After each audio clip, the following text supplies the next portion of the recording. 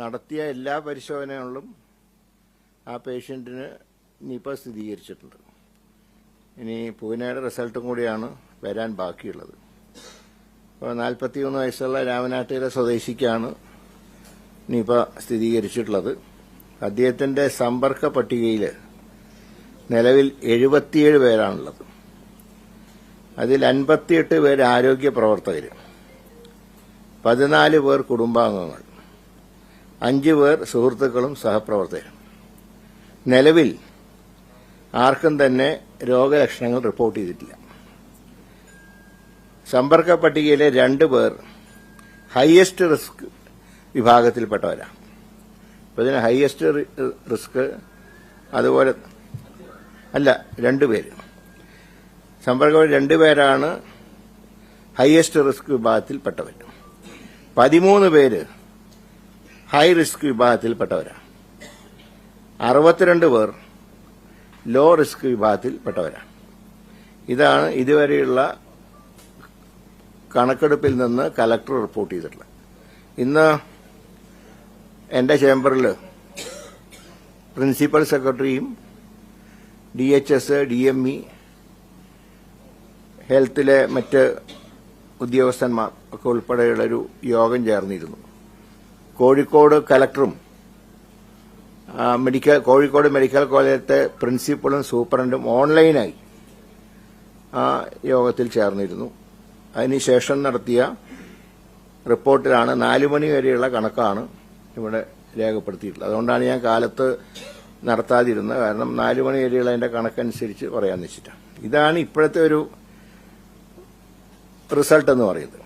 അപ്പോൾ അതിൽ ഹയസ്റ്റും high risk വിഭാഗത്തിൽപ്പെട്ട എല്ലാവരോടും ക്വാറന്റൈനിൽ പോകാൻ ആവശ്യപ്പെട്ടിട്ടുണ്ട്.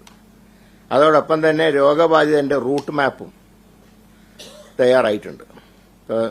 നിലവിൽ രോഗം ബാധിച്ച വ്യക്തിയെ ഇന്നലെ രാത്രി 12 മണിയോടുകൂടെ കോഴിക്കോട് മെഡിക്കൽ കോളേജിലേക്ക് മാറ്റിയിട്ടുണ്ട്. അപ്പോൾ ആ മാറ്റിയ സന്ദർഭത്തിലും ഒന്നും കാര്യമായിട്ടുള്ള തകരാറുകളൊന്നും ഉണ്ടായിട്ടില്ല. അതുപോലെ തന്നെ ഈ ഫീൽഡ് തലത്തിലുള്ള പ്രതിരോധ പ്രവർത്തനങ്ങൾ ആരംഭിച്ചു. ഇപ്പോൾ കണ്ടെയ്ൻമെന്റ് സോണാക്കേണ്ട ഒരു സാഹചര്യം ഇപ്പോഴില്ല. അത് കലക്ടർ തന്നെയാണ് റിപ്പോർട്ട് ചെയ്തിട്ടുള്ളത്. ഇതിനു പുറമെ രാമനാട്ടുകര മുനിസിപ്പാലിറ്റിയിൽ ഇന്നലെ ഇന്നുമായിട്ട് റാപ്പിഡ് റെസ്പോൺസ് ടീമിന്റെ യോഗം ചേർന്നു. ആവശ്യത്തിനുള്ള PPE കിറ്റ്, ഗ്ലൌസ്, മാസ്ക് തുടങ്ങിയ വ്യക്തിഗത സുരക്ഷാ ഉപകരണങ്ങൾ ലഭ്യമാക്കിയിട്ടുണ്ട്.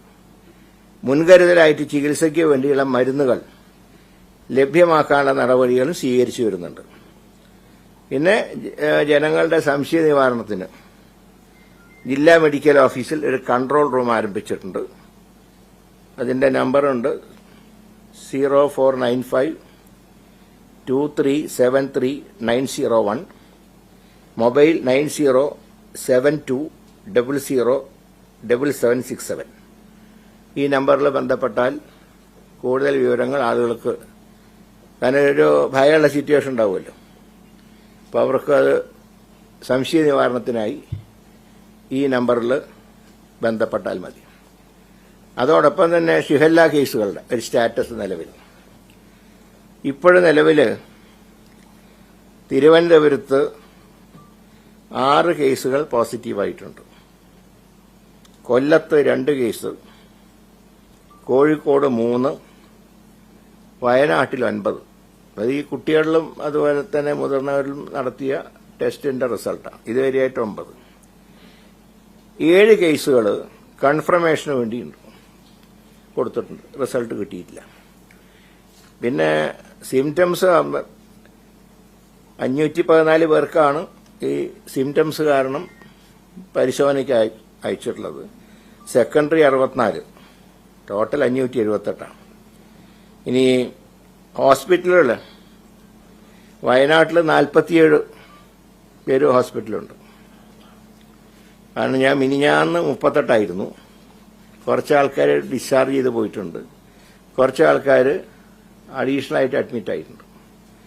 അപ്പോൾ അതിന്റെ ഇന്ന് വരെയുള്ള കണക്കനുസരിച്ച് ആണ് ഞാൻ പറഞ്ഞത് 47 കേസസ് ഹോസ്പിറ്റൽ അഡ്മിഷൻ ഉണ്ട്. അത് ഗവൺമെന്റ് ഹോസ്പിറ്റൽ മാത്രമല്ല പ്രൈവറ്റിലും ഉണ്ട്. അപ്പോൾ അതുപോലെ കോഴിക്കോട് 3 പേരെയാണ് അഡ്മിറ്റ് ചെയ്തിട്ടുള്ളത്. തിരുവനന്തപുരത്ത് 3 പേര്, കൊല്ലത്ത് 2 പേര്.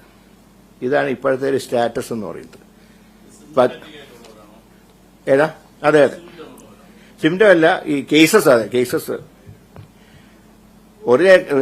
റിപ്പോർട്ട് ചെയ്ത ഒറിജിനൽ കൺഫർമേഷൻ വന്നിട്ടുള്ളത് തിരുവനന്തപുരത്ത് 6, കൊല്ലത്ത് 2, കോഴിക്കോട് 3, വയനാട്ടിൽ 9 ആണ്. ഏതാ? അതെ അതെ, ഏതാ? അല്ല, കൺഫർമേഷൻ അല്ല, കൺഫർമേഷൻ കിട്ടിയിട്ടില്ല, ലാബിൽ അയച്ചിട്ടേ ഉള്ളൂ. കാരണം ഇന്നലെയും കുറെ പേര് വന്നിട്ട് അഡ്മിറ്റ് ആയിട്ടുണ്ട്, മുമ്പ് അഡ്മിറ്റ് ചെയ്തവർ പോയിട്ടുമുണ്ട്. അതൊന്നും ഒരു എന്താ പറയേണ്ട, ഒരു അങ്ങനെ ഒരു ടെൻഷനുള്ള ഒരു അന്തരീക്ഷവും ഇല്ല. ഈ ആ വിദ്യാലയത്തിലെ ബസേലിയസ് ഹയർ സെക്കൻഡറി വിദ്യാലയത്തിലെ കിണർ പരിശോധിച്ചപ്പോൾ ബോർവെല്ലിൽ നിന്ന് ബാക്ടീരിയ ഇല്ല, പക്ഷേ കിണറിലുണ്ട്. ബാക്ടീരിയയുടെ അംശം ശക്തമായിട്ടുണ്ട്. പക്ഷെ അതൊന്ന് ഷിഗല്ലയുടെ മാത്രമായിട്ട് വേർതിരിക്കാൻ കുറച്ച് ബുദ്ധിമുട്ടുണ്ട്. എങ്കിലും ആ വെള്ളം ശുദ്ധമല്ല. അതാണ് ഇതുവരെയുള്ള റിപ്പോർട്ടെന്ന് പറയുന്നത്. അപ്പോൾ ഇതൊക്കെ ഈ 2 കാര്യങ്ങളും നിയന്ത്രണത്തിലാണിപ്പോൾ. എന്തെങ്കിലും കാരണവശാൽ കൂടുതൽ കേസുകൾ റിപ്പോർട്ട് ചെയ്താൽ മാത്രം കണ്ടെയ്ൻമെന്റ് സോണാക്കാൻ കലക്ടർക്ക് അധികാരമുണ്ട്.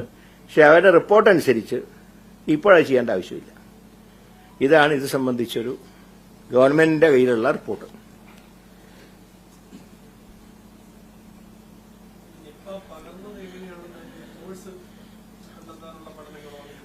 അതായത് ഇതുവരെ നടത്തിയ ഒരു പഠനത്തിൽ ഈ മെയ് മാസം മുതൽ സെപ്റ്റംബർ വരെ ഇതിന്റെ ഒരു ഇണചേരൽ സന്ദർഭമാണ്. ഈ സന്ദർഭങ്ങളിൽ കൂടുതൽ ജനങ്ങൾ വിജിലന്റ് ആവേണ്ട ഒരു സന്ദർഭമാണ്. അതായത് ഇതിനെ കല്ലെറിയുകയോ ഉപദ്രവിക്കാൻ നോക്കുമ്പോൾ ഇത് ചിറകിട്ടഴിക്കുന്നതും വിസർജ്യ വസ്തുക്കളൊക്കെ രോഗം പരത്താൻ ഇടയാക്കും. ഇപ്പോൾ വീട്ടിലൊരു വവ്വാലിന്റെ ഇതുണ്ടെങ്കിൽ ഉടനെ ബന്ധപ്പെട്ട അധികാരികളെ അറിയിക്കുകയാണ് ചെയ്യേണ്ടത്. അതിനെ കല്ലെടുത്തെറിയോ, എന്നാൽ കല്ലെടുത്തെറിയുമ്പോൾ ചിറക് വീശിയതാക്കുമ്പോൾ സ്വാഭാവികമായിട്ടും രോഗം വരാൻ സാധ്യതയുണ്ടെന്നാണ് ഇതുവരെ നടത്തിയ പഠനങ്ങളുടെ റിപ്പോർട്ട്. അപ്പോൾ വിജിലന്റ് ആവേണ്ടത് ഇപ്പോൾ ഈ കേസ് നെഗറ്റീവ് ആണെങ്കിൽ ഇനിയിപ്പോൾ ഭാവിയിൽ ഇത് പറന്നില്ലെങ്കിൽ പോലും ഈ മാസങ്ങൾ ശ്രദ്ധിക്കേണ്ട മാസങ്ങളാണ്. മെയ് മാസം മുതൽ സെപ്റ്റംബർ വരെ ലഭ്യമായിട്ടുള്ള പഠന റിപ്പോർട്ടാണ്.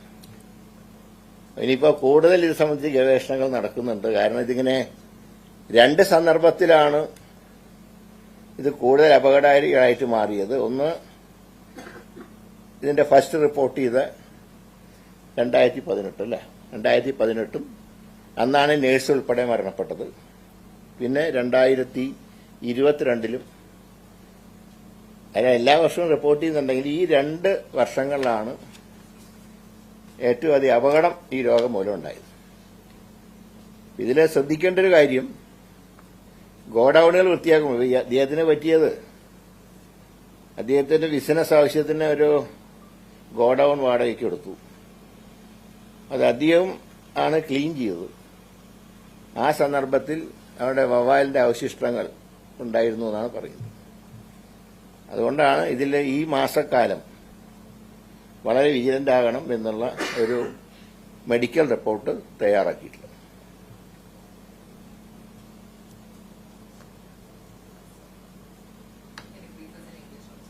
Yeah, that is after this.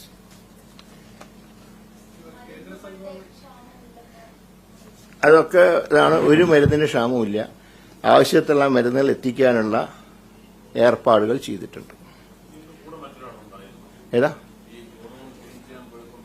ഒരാളുണ്ടായിരുന്നെങ്കിൽ അദ്ദേഹത്തിന് ഇതുവരെ ഇത് വന്നിട്ടില്ല, അതിന്റെ ലക്ഷണങ്ങൾ കാണിച്ചിട്ടില്ല. എന്നാലും അദ്ദേഹം ഹയസ്റ്റ് റിസ്കിൽപ്പെട്ട ആളായിട്ട് അദ്ദേഹത്തിനോട് ക്വാറന്റൈനിൽ പോകാൻ നിർദ്ദേശിച്ചിട്ടുണ്ട്. മരുന്നുകൾക്ക് ക്ഷാമമൊന്നുമില്ല. കൂടുതൽ മരുന്നുകൾ നാളെ എത്തിക്കാനുള്ള ഏർപ്പാട് ചെയ്തിട്ടുണ്ട്. ഇതിന്റെ ഒരു പ്രത്യേക മരുന്ന് വിദേശത്ത് നിന്ന് വരേണ്ടതാണ്. പക്ഷെ അത് ചെന്നൈയിൽ ഇപ്പോൾ സ്റ്റോക്കുണ്ട്. അപ്പോൾ അത് ഇവിടെ എത്തിക്കാനുള്ള ഏർപ്പാടുണ്ടാക്കി.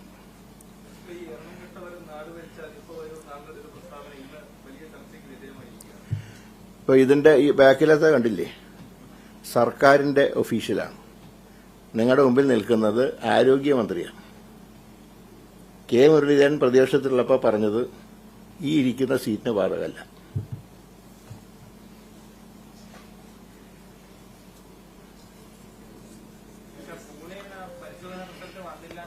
ആ അതല്ല, അത് നെഗറ്റീവായിട്ട് വരാനുള്ള സാധ്യത ഞങ്ങൾ കാണുന്നത്. പ്രിക്കോഷൻ എടുക്കണമല്ലോ. ഇതുവരെ കേരളത്തിൽ നടത്തിയ എല്ലാ പരീക്ഷണങ്ങളിലും പോസിറ്റീവ്. ഏതാ അദ്ദേഹത്തിന്റെ ആരോഗ്യസ്ഥിതി വലിയ കുഴപ്പമില്ലാണ്ട് അദ്ദേഹം പക്ഷെ വെന്റിലേറ്ററിലാണ്.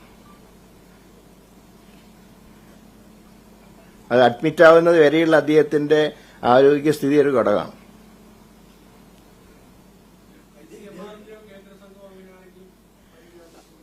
അത് വരേണ്ട, ഞങ്ങൾ റിപ്പോർട്ട് ചെയ്തിട്ടുണ്ട് കേന്ദ്രത്തിൽ. കേന്ദ്ര ആരോഗ്യ മന്ത്രാലയത്തിന് റിപ്പോർട്ട് ചെയ്തിട്ടുണ്ട്. അവർ വന്ന് വരുന്നതിലൊക്കെ ഞങ്ങൾക്ക് യാതൊരു വിരോധമില്ല. ആരും വന്ന് പരിശോധിക്കുന്നതിനും കുഴപ്പമില്ല. എല്ലാ ചെയ്യാവുന്ന പ്രിക്കോഷനുകളും ആരോഗ്യവകുപ്പ് ചെയ്തിട്ടുണ്ട്.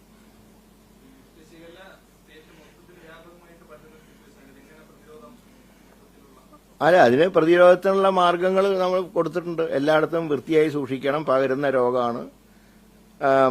ഫുഡ് ആൻഡ് സേഫ്റ്റിക്കാരോട് റെയ്ഡ് നടത്താൻ പറഞ്ഞിട്ടുണ്ട്. പക്ഷേ റെയ്ഡുകൾ അത്ര സാറ്റിസ്ഫൈഡ് ആയിട്ട് എനിക്ക് തോന്നിയിട്ടില്ല. അതുകൊണ്ട് തന്നെ ഇന്ന് വീണ്ടും കർശനമായിട്ടുള്ള നിർദ്ദേശം കൊടുത്തിട്ടുണ്ട്. എത്ര ഹോട്ടലുകൾ റെയ്ഡ് ചെയ്തിട്ടുണ്ട് അതിന്റെ നമ്പർ ഉൾപ്പെടെ തരാൻ വേണ്ടി ഏർപ്പാട് ചെയ്തിട്ടുണ്ട്. അല്ലാതെ വെറുതെ റെയ്ഡ് നടത്തി ഇത്ര കട കൂട്ടിച്ചു എന്ന് പറഞ്ഞാൽ പോരാ. ഏതൊക്കെ സ്ഥലത്ത് റെയ്ഡ് നടത്തി. ഇപ്പൊ പറഞ്ഞിട്ടുള്ളത് വൃത്തിഹീനമായിട്ടുള്ള തട്ടുകടകൾ പൂട്ടണം എന്നാണ് പറഞ്ഞിട്ടുള്ളത്. പക്ഷെ അങ്ങനെ പൂട്ടിയതായിട്ടൊന്നും എന്റെ ശ്രദ്ധയിൽപ്പെട്ടിട്ടില്ല. അതുകൊണ്ട് ഈ വരുന്ന റിപ്പോർട്ട് മാത്രം കണ്ണടച്ച് വിശ്വസിക്കില്ല. കൂടുതൽ അക്കാര്യത്തിൽ നടപടി ഉണ്ടാവും. അത് തീരുമാനിച്ചിട്ടില്ല. 8% ഇല്ല. അല്ല, അതേ ഇപ്പോൾ വെന്റിലേറ്ററിലാണ്. ഒരു എന്താ പറയണ്ട, ഒരു അത്ര വളരെ മോശം സ്ഥിതിയുള്ള ഒരു സാഹചര്യം റിപ്പോർട്ട് ചെയ്തിട്ടില്ല. അദ്ദേഹത്തിന് അനുബന്ധമായിട്ടുള്ള മറ്റു പല അസുഖങ്ങളുമുണ്ട്.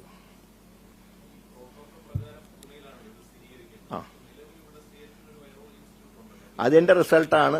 അതിന്റെ റിസൾട്ടും പോസിറ്റീവാണ്. അല്ല, നമ്മൾ എല്ലാ മാർഗവും നോക്കണമല്ലോ. പൂനെയിലാണ് സ്ഥിരമായിട്ട് ചെയ്യാറുള്ളത്. അപ്പം അതാണ് ഇപ്പൊ സെൻട്രൽ ഗവൺമെന്റ് ഒക്കെ അത് കൺസിഡർ ചെയ്യുന്ന അതാണ്. അതുകൊണ്ടാണ് പറഞ്ഞത് അതിന്റെ താഴെയുള്ള എല്ലാ ഘടകങ്ങളിലും പോസിറ്റീവ് ആയതുകൊണ്ടാണ്. അല്ലെങ്കിൽ അവിടുന്ന് വരുന്നവരെ കാത്തു നിന്ന രോഗം പടരില്ലേ. ഇനിയിപ്പോൾ തന്നെയാണ് എന്നുള്ളൊരു രീതിയിലാണ് ഗവൺമെന്റ് മുന്നോട്ട് പോകുന്നത്.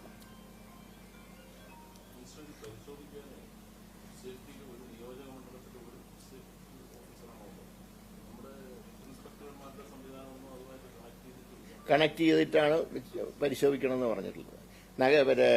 ലോക്കൽ ബോഡിയുടെ സഹായം കൂടെ തേടണം.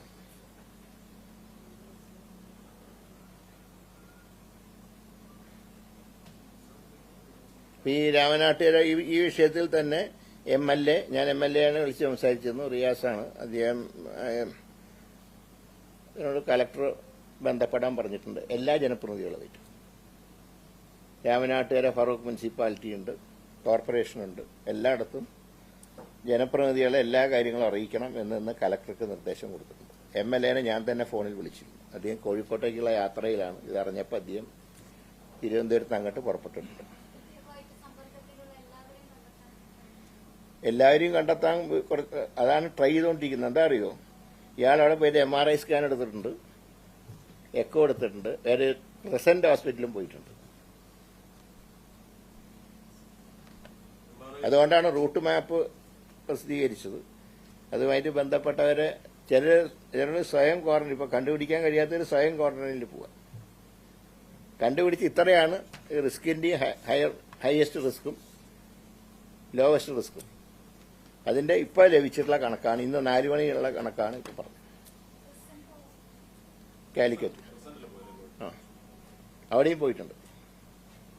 അതായത് കഴിഞ്ഞ മെയ് മാസം മുതൽ 10-ാം തീയതി മുതൽക്കാണ് കിട്ടിയ വിവരം. 10-ാം തീയതി മുതൽക്ക് കക്ഷി എല്ലായിടത്തും കറങ്ങിയിട്ടുണ്ട്. അത് അസുഖം കാരണമാണ്, മറ്റൊന്നുമല്ല. പനി വന്നു, ഡോക്ടറെ കാണിച്ച് പനിക്കുള്ള മരുന്ന് വാങ്ങി, വീണ്ടും പനി വന്നു. അപ്പോഴാണ് ഈ രോഗത്തിന്റെ സംശയം ഉണ്ടാകുന്നത്. ശരിയാണ്. പിന്നെ ക്വാറന്റൈനിൽ പ്രവേശിക്കാനുള്ള KHRWSന്റെ ഒഴിഞ്ഞ കെട്ടിടമുണ്ട്, അവിടെ ഏർപ്പാട് ചെയ്തിട്ടുണ്ട്, പ്രത്യേക സോണായിട്ട് വെച്ചിട്ടുണ്ട്.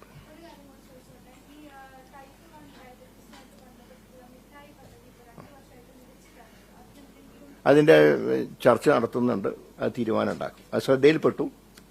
അത് വീണ്ടും തുറന്ന് നടത്താനുള്ള കാര്യങ്ങൾ തീരുമാനിച്ചിട്ടുണ്ട്.